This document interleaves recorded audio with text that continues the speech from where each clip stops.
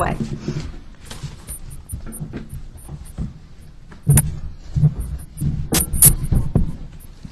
Thank you so much, Anne. I am delighted to be on this panel with such a distinguished company on the panel itself and in the audience. NAS has played an incredibly important role in the life, in my life and in Stephen's life, and in that of so many others in colleges and universities across the nation. It has been fighting the good fight on behalf of intellectual integrity, freedom, civility, since its founding in 1987. And without NAS, many of us would feel very lonely, if not homeless. Today, the political landscape of higher education may be changing, as the title of this panel suggests, and as Stephen Balch has suggested. But in recent decades, there has been too little change and too much continuity. Hence, the desperate need for NAS. In fact, higher education may be the last corner in America to reflect the altered racial landscape that surely the election of Barack Obama signals. I cannot stress too strongly my belief that the election of Obama is a historic turning point.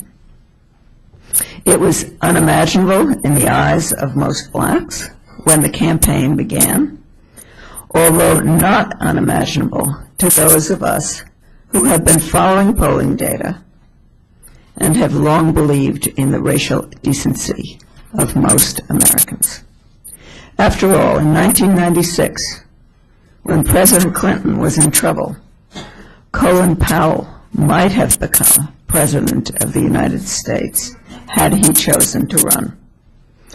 More than a decade ago, America seemed ready for a black man in the Oval Office, and the opposition of the majority of whites to racial preferences in part signals a desire that blacks be treated as fellow Americans, a desire to move beyond the race consciousness of our past.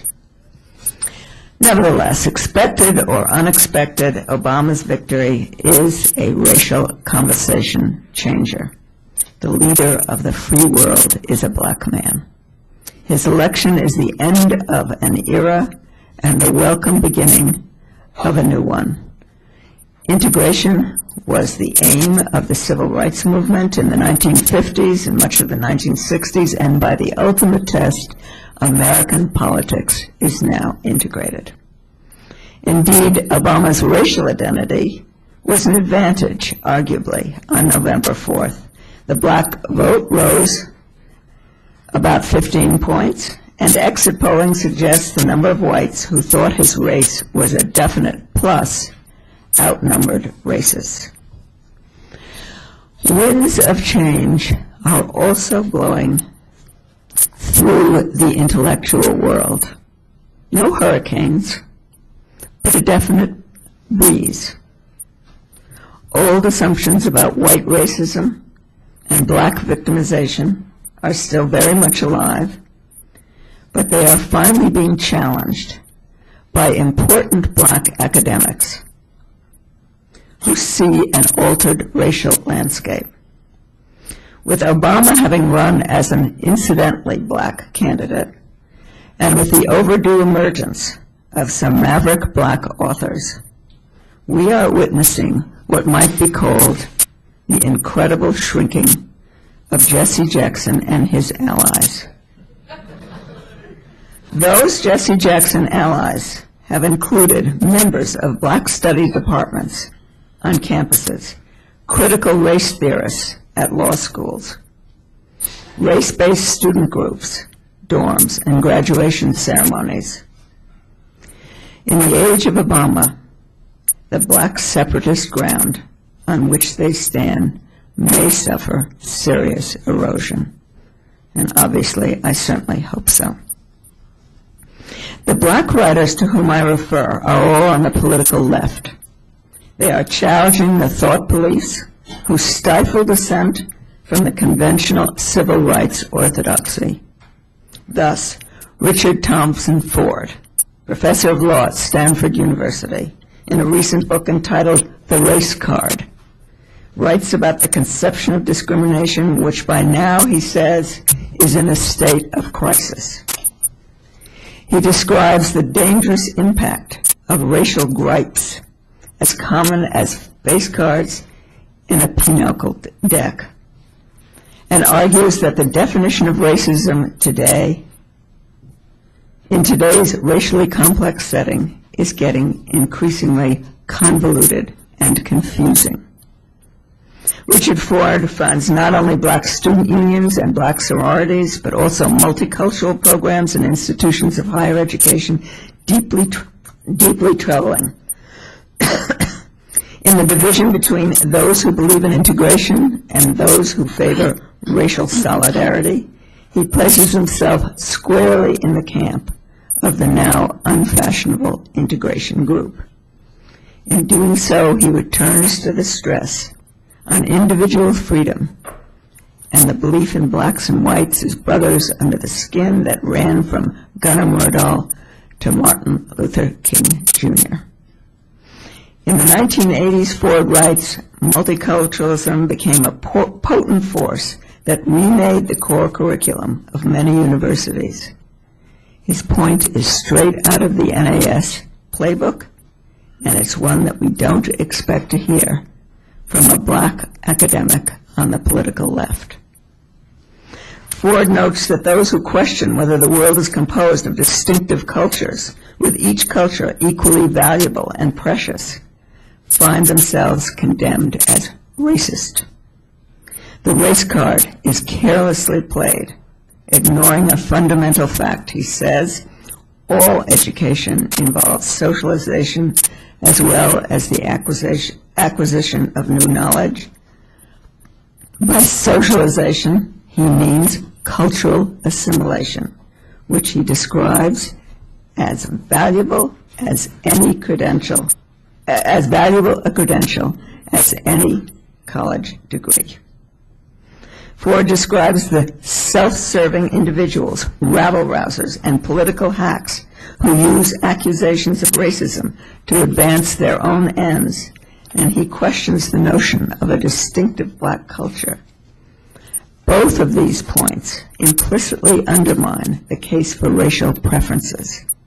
That is, if those who hurl charges of racism are just playing the race card, and if the stress on racial distinctiveness is dangerous, what are universities doing reinforcing a culture of racial grievance and black otherness? Richard Thompson Ford is not the only black academic on the left who has been breaking with civil rights orthodoxy. Harvard Law professor Randall Kennedy, in his work entitled Sellout, The Politics of Racial Betrayal, focuses on the notion of blacks as traitors to their race.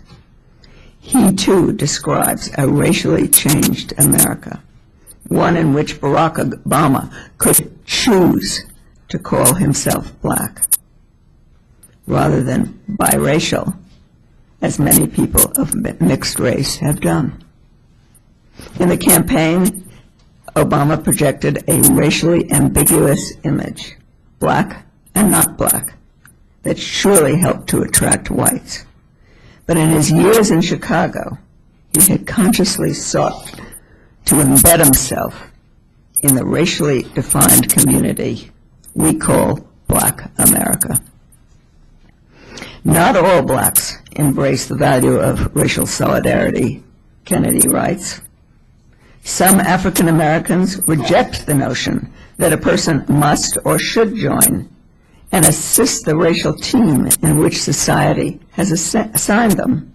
They decline to be race men or race women and opt instead to associate themselves with voluntary groupings that are free from the bounds of racial ascription.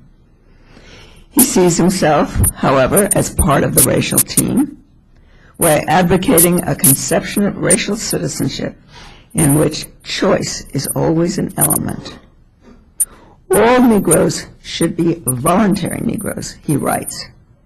Kennedy's interesting use of the word Negro is itself, of course, a signal of intellectual independence. In any case, the idea that racial identity is a choice, that is a radical notion, and if more widely embraced, would have important ramifications for the political landscape of higher education, for the future of college policies that sanction separation on the assumption that all blacks belong to a culturally distinct group, as well as admissions policies that give significant weight to racial identity. When we look to the future, I think we should hope, first and foremost, for 3 changes, none of which would start with colleges and universities, but all of which would have a significant impact on the political landscape of higher education. The first, less bitterness and estrangement on the part of blacks as one consequence of the Obama election. Polling data have been telling us a horrific story of profound black distrust of white America. With less estrangement and bitterness, perhaps there would be a decline in race-based student groups, racially separate dining room tables, racial clustering in dorms, speech codes, and politicized black studies courses. The second change we should hope for, it seems to me, more black students feeling free to choose how much emphasis they want to place on racial identity. On that day, in Randall Kennedy's words, that all Negroes become voluntary Negroes, the whole edifice I just described of racially separate this and that substantially collapses. And the third, this is an old refrain for those of you who know my work, a closing of the racial gap in academic achievement, significant enough to lessen the pressure for racial preferences in admissions.